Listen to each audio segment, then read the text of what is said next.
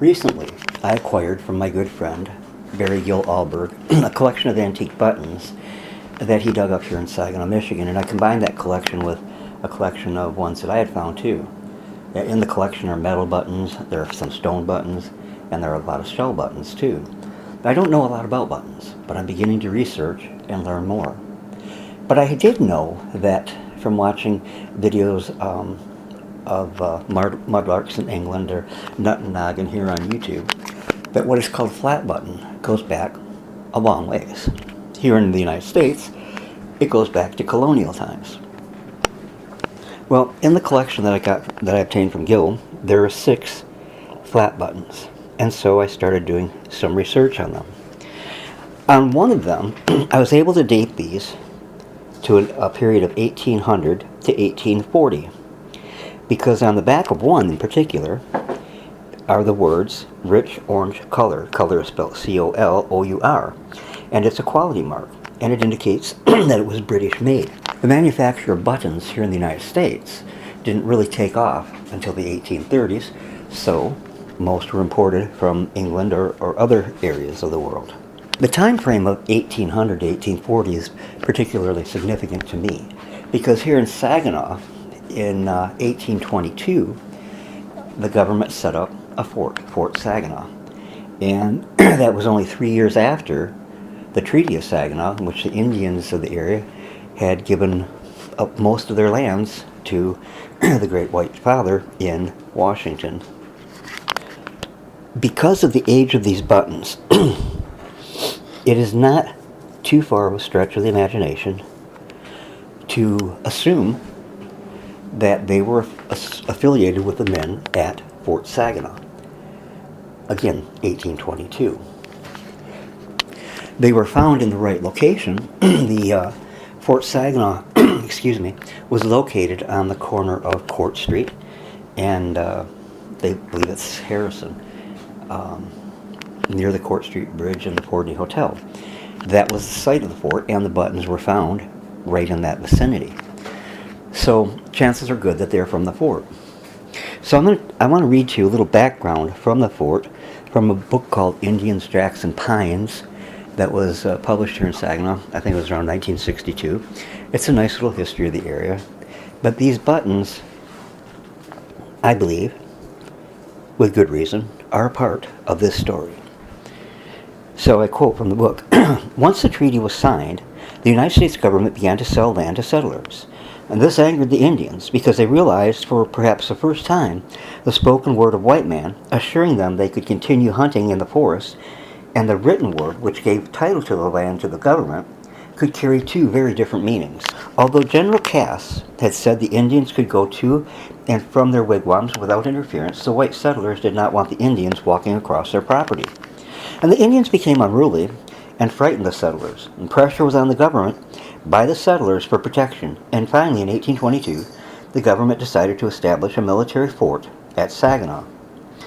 On May 22, 1822, General Winfield Scott sent an order to Colonel Neenan Pinckney of the 3rd Infantry at Green Bay, Wisconsin, to select 2 companies and go to Saginaw. Colonel Pinckney chose Major Daniel Baker to head the force, and Major Baker was told the quartermaster at Detroit would send the nails, hinges, locks, glass, and other articles necessary for the houses for the soldiers, and the Green Bay soldiers were told to take seeds with them in order to grow the vegetables that they would need. So early in June, the schooner Superior was loaded with supplies at Green Bay, Wisconsin, and several of the men took along their wives and children. And the schooner stopped at Mackinac Island in the Straits of Mackinac to exchange some articles of clothing. About June 18th, the ship entered the Saginaw River. Major Baker selected the fort's location. It is now Court Street in Hamilton, where the Hotel Pordney now stands, as I said earlier. The fort was about 200 feet wide and 350 feet long, and it was on the river shore and a high bank that plunged steeply to the water's edge. And the fort was built of heavy hardwood posts and pickets, mostly oak, cut on 3 sides only. These posts were set deeply into the ground. They stood 10 feet high above the ground and were tied together by stout strips of oak bark. There were 2 main gates. One opened on what is now Michigan Avenue, and the second opening, known as the Water Gate, was toward the river. And these gates were 12 feet wide and 12 feet high. And the soldiers made certain if the Indians tried to climb over, it would be a difficult task. But it wasn't the Indians that gave the soldiers trouble. You see, summer evenings in Michigan today can be made troublesome by mosquitoes. Imagine, if you will, what it was like in 1822. The mosquitoes bred by the millions in the swampy lands along the river, and there was no protection against them at all. At night, a person might hide his head under a blanket, but on a hot night, this was almost as unbearable as the mosquitoes' sting.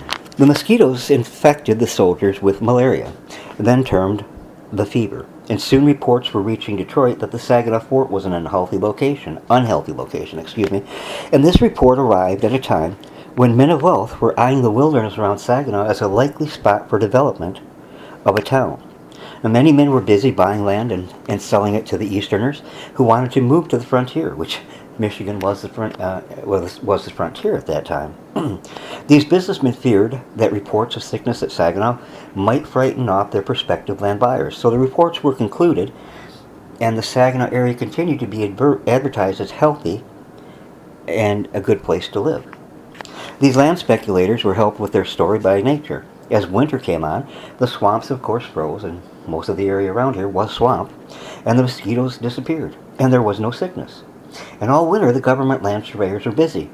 There was little for the soldiers to do other than drill, keep warm, and shoot enough game to keep fresh meat on the table. And the Indians had no thought of making any war. When spring came back, back came the mosquitoes, of course, and the dreaded fever. The soldiers protested so loudly about being kept at Fort Saginaw that the government finally gave in.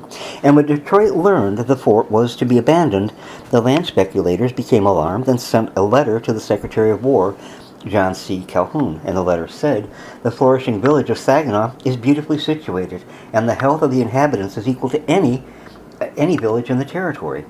And it also added that within 5 years, Saginaw would be the capital of Michigan, which of course never happened. Detroit and Lansing were the capitals. This flourishing village flourished only in the minds of those businessmen who had land to sell. The real facts were told in a letter from the Captain Garland to the Commanding General, Department of the East, and the letter said, "Sir, it is my duty to appraise the commanding officer of this department that this garrison is now in a most deplorable situation. Major Baker and Lieutenant Baker are both dangerously ill of remittent fever. All the officers belonging to the command are sick except myself. The doctor was so much indisposed this morning as to make it necessary for me to send to Detroit for a physician. There are scarcely enough well men left to take care of the sick." Dr. John L. Whiting of Detroit went to Fort Saginaw in answer to the plea for medical help. And he found the fort's regular physician, Dr. Pitcher, so ill he had to be carried to the bedside of his patients. Even Dr. Whiting came down with the fever after spending 3 weeks at the fort. So the order to abandon the fort was signed September 16, 1823, and sent from headquarters on Governor's Island, New York, by Indian Runner. The orders reached Fort Saginaw in October, and October 26, the soldiers boarded a ship on the Saginaw River and sailed for Detroit. Saginaw's days as a military outpost were indeed at an end. And that's the background against which these buttons can be placed. As you've been listening to this, I've been showing you images of the buttons on the screen. If you have any information that you'd like to add about the buttons or to correct me on, I'm open to hear whatever you have to say. Thanks for taking the time to watch and listen. God bless and have a great night. And be sure to subscribe.